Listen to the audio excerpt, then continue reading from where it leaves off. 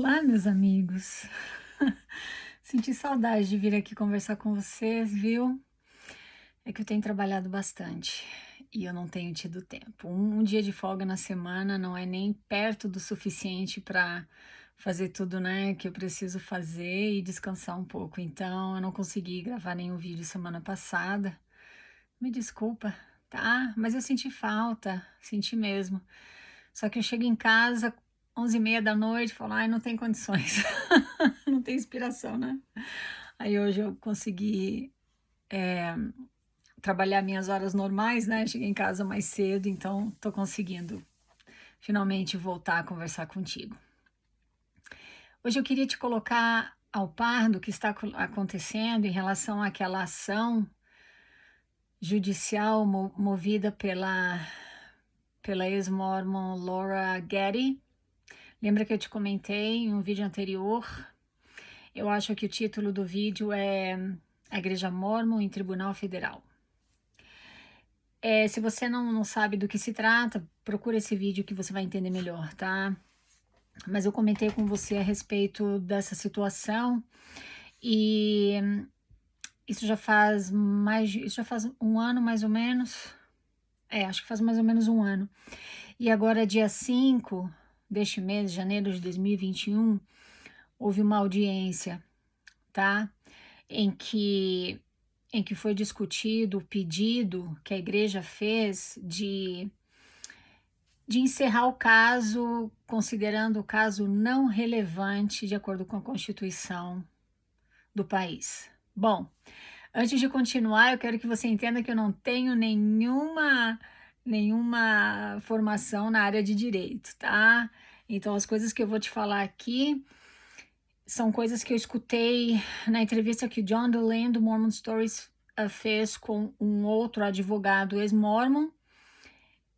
E no final dessa entrevista, a Kay, que é a advogada que está representando a Getty, ela entrou para conversar também com o John e explicar e esclarecer algumas coisas. Então, eu acho importante passar para você, tá? O que ele falou para você saber que o barco tá andando, né? A justiça é lenta, mas ela acontece, viu? Bom, o que eu tenho para te falar é o seguinte. Se você lembra do vídeo em que eu te contei sobre as alegações que a Laura Getty faz nessa ação, você vai se lembrar que ela fala de algumas doutrinas, né, da igreja. Ela fala sobre o fato de Joseph Smith não ter usado o tal do Urim e Tumim para traduzir o livro de Mórmon, mas ele usou, na verdade, duas pedras no chapéu. Ele não usou placas de ouro para traduzir o livro de Mórmon. Ela comenta nessa ação também o fato do livro de Abraão não representar uma tradução correta dos originais, dos papiros originais, dentre outras coisas, tá? Ela também fala sobre a primeira visão. Bom, sobre a farsa, né, da primeira visão. Que aquela história, aquela narrativa que a igreja te apresenta não é a narrativa correta. O que acontece? Quando o juiz leu a petição e os advogados da igreja também leram essa petição, os advogados da igreja usaram um artigo da Constituição americana que fala da liberdade religiosa, pedindo então para o juiz desconsiderar aquele caso, considerar aquele caso irrelevante para a justiça. A advogada, a doutora Kay, ela fez uma segunda petição e ela já levou essa segunda petição para o juiz nessa audiência. O que acontece nessa audiência? Bom, o juiz deu uma lida no caso e realmente ele concordou com os advogados da igreja no sentido de que a justiça não julga doutrina, tá? Como, por exemplo, só para dar um exemplo, você acredita que Jesus Cristo ressuscitou. Não existe nenhuma prova científica disso, mas você acredita. Então você acredita. E de repente você vai ser explorado por acreditar nisso por uma outra instituição, por uma instituição religiosa. O juiz não vai julgar o mérito desse caso, porque se trata de uma doutrina, se trata de uma crença, tá? Então, a justiça, ela só trabalha com coisas palpáveis, com coisas que tem como julgar má fé, que tem como julgar a injustiça, mas não a crença. Se você quiser acreditar que o anjo Gabriel apareceu para Muhammad e ele foi chamado pelo anjo Gabriel para fundar o islamismo, você tem todo o direito de acreditar nisso, e os familiares de uma pessoa que segue o Islã não podem entrar na justiça contra o Islã alegando que aquilo nunca aconteceu, tá? Porém, existe algo que pode ser considerado, não só pode como deve. Por exemplo, isso tudo que eu tô te contando, eles conversam a respeito nesse podcast, tá? Cujo link eu vou deixar para você na descrição do vídeo.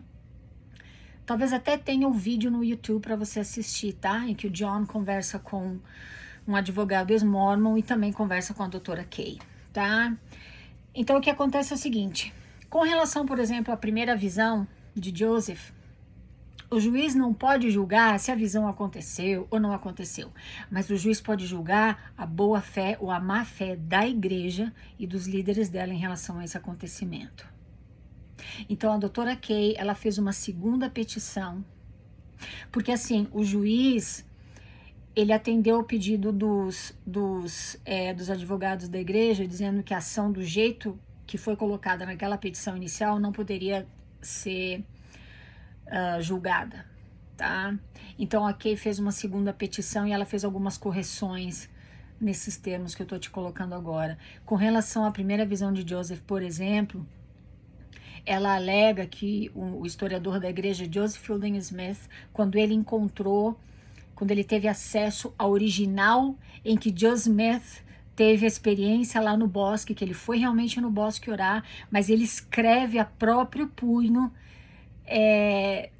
no diário dele, ou ele faz uma declaração, alguma coisa assim, mas ele descreve o que aconteceu naquela manhã, ou seja, que ele viu um personagem, tá? A gente já conversou aqui sobre as acho que 8 versões da primeira visão, né? Diferentes versões da primeira visão. Bom, quando Joseph Fielding Smith, o historiador da igreja da época, teve acesso a esse documento, ele trancou no cofre na biblioteca da igreja, com acesso restrito somente para pessoas que ele autorizasse tocar naquele documento. Então a doutora Kay, ela alega nessa petição que os líderes da igreja sempre souberam da existência desse documento, mas nunca divulgaram para os membros, muito pelo contrário, eles continuam afirmando que Joseph Smith viu Deus e Jesus Cristo num bosque e foi chamado para restaurar o evangelho na terra. Bom, agora a gente já está falando de má fé. Ou seja, a igreja sabe o que aconteceu, os líderes dela sabem exatamente o que aconteceu, mas eles escondem isso dos membros e passam para os membros uma versão polida desse acontecimento que atenda aos interesses comerciais da igreja. Então agora isso já foi consertado lá na segunda petição, que foi apresentada para o juiz dia 5 de janeiro naquela audiência pública, tá? Ela fez algumas outras alterações e ela também menciona o fato por exemplo, Boyd K. Packer, numa reunião que ele teve com os coordenadores do sistema educacional da igreja em 1981, ele fala que existem verdades que não edificam a fé, então eles não devem falar sobre essas verdades. Ele também ameaça nessa mesma reunião os coordenadores do sistema educacional, dizendo que se eles falarem verdades, se eles ensinarem verdades que não servem aos interesses da igreja, eles podem perder o emprego deles. Pronto, mais uma situação de má fé de um apóstolo, na época ele era apóstolo. E por aí vai. Delaney Oaks também, ela cita o fato em que ele, também numa reunião, eu não me lembro se era com os adultos solteiros ou coordenadores do sistema educacional da igreja, em 1985, em que ele fala que você tem que obedecer o líder, mesmo que ele esteja errado, você sabe que ele está errado, mas você obedece mesmo assim, você não questiona. Ela cita vários exemplos em que os líderes do alto escalão aqui da igreja usam de má fé para com os membros. E claramente eles estão acobertando coisas. Não querem que os membros saibam. Bom, então tá nesse pé, tá? Tá na mão do juiz. O juiz, ele como é que fala? Ele não aceitou aquela primeira petição para ser julgada, né? Para ser, enfim, para seguir todos os procedimentos aí até ser julgada. Porém, ele permitiu que a Getty entrasse com uma segunda petição. Então, foi isso que ela fez, tá? A Getty é a cliente e a Kay é a advogada dela. Então, a Kay já entregou essa segunda petição para o juiz, tá na mão dele. Nessa petição, a Getty pede ressarcimento de tudo que ela pagou do dízimo por tantos anos que ela serviu na igreja. Ela fez missão na Alemanha. Ela foi uma missionária tão poderosa que o CTM contratou ela para trabalhar como instrutora. Ela foi presidente da Sociedade de Socorro. Ela tá agora com 30 e poucos anos de idade, acho que 38, tá? E ela recentemente, ela descobriu a verdade sobre a igreja. Ela descobriu que ela foi enganada, que ela foi ludibriada. Então ela se sentiu manipulada pela igreja e tirado vantagem dela, né? Foi por isso que ela entrou com essa ação. Ela resignou a condição dela como membro da igreja e ela entrou com essa ação, tá? A advogada dela, Kay, também é ex-mormon, viu? E ela também passou pela mesma experiência. Elas, assim como eu e muitos de vocês que estão me escutando, saímos da igreja porque conhecemos a igreja pelo que ela realmente é. Então é o caso dessas duas mulheres, tá? Da Getty e da Kay, que representa ela nessa ação. Bom, existe a possibilidade dessa ação ainda se tornar coletiva. O que a advogada falou foi o seguinte: aqueles membros que, quando descobriram a verdade sobre a igreja, tiveram a integridade, palavras dela, tiveram a integridade de resignar e de retirar o nome dos registros da igreja porque não queriam ter nada a ver com aquela mentira. Essas são as pessoas possivelmente elegíveis para ressarcimento do dízimo. Não é nada garantido ainda. Ela disse que vai depender de quando você resignou, vai depender do país que você mora. Ela disse que cada caso vai ter que ser estudado individualmente, mas existe a possibilidade de se tornar coletiva somente para aqueles membros que resignaram, tá? O John fez a seguinte pergunta para ela: bom, então tá, agora as pessoas que estão nos escutando talvez já tenham deixado de frequentar a igreja há muitos anos, e se elas correrem agora e resignarem para poderem ter a chance de pedir esse ressarcimento do dízimo, pode ser feito isso? A Kay falou: agora é tarde demais. Quaisquer resignações que forem feitas agora, porque as pessoas sabem que esse é um quesito para reembolso do dízimo, isso também é usado como má fé e o juiz vai desconsiderar. Somente as pessoas que realmente resignaram, não com interesse financeiro, mas por integridade, porque não queriam ter nada a ver com essa resignação, podem possivelmente ser elegíveis para ressarcimento do dízimo que pagaram a vida inteira. Você que resignou pelo site Quit Mormon, eu espero que você tenha feito isso. Caso você tenha resignado, você precisa prestar atenção nos teus e-mails, porque a Kay vai te mandar e-mails te mantendo informado sobre o que está acontecendo. Eu lembro que eu recebi um e-mail mês passado, em dezembro, me avisando que haveria essa audiência dia 5 de janeiro, tá? E como é uma audiência pública, você tem como acessar essa reunião, essa audiência. Tinha um link lá, mas eu não acessei porque era um horário que eu ia estar trabalhando. Então, presta atenção nisso, tá? No teu e-mail, porque se você resignou pelo Quit Mormon, todas as pessoas que resignaram pelo Quit Mormon no mundo inteiro, a gente não tá falando aqui só sobre os Estados Unidos, no mundo inteiro, o Quit Mormon tá mandando esse e-mail, tá encaminhando esse e-mail da advogada para as pessoas acompanharem o andamento do processo, tá?